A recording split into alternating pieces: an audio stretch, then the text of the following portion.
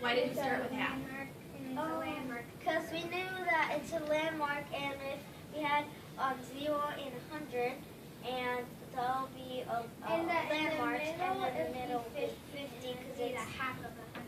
Yeah, and so we marked it there, and then we knew that we could do the middle half again, and we did it right here.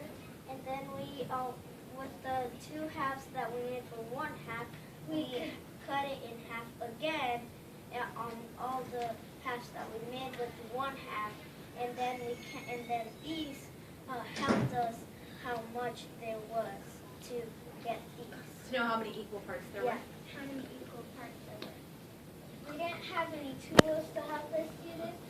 We just used our brain. And landmark fractions, right? Yeah. Fractions.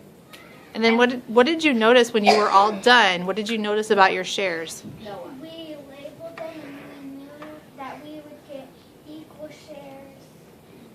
So by using that strategy, that helped you by finding half and then finding where fourths would go by cutting each half into half and then cutting each fourth into half to get your 8 pieces.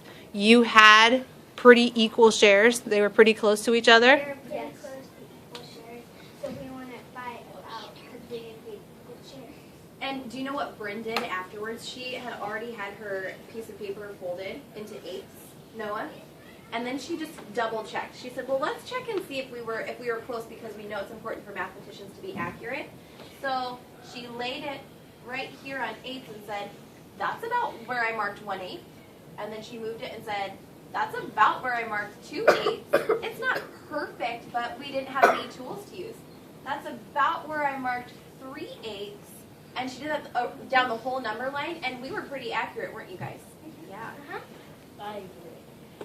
Some good thinking, guys.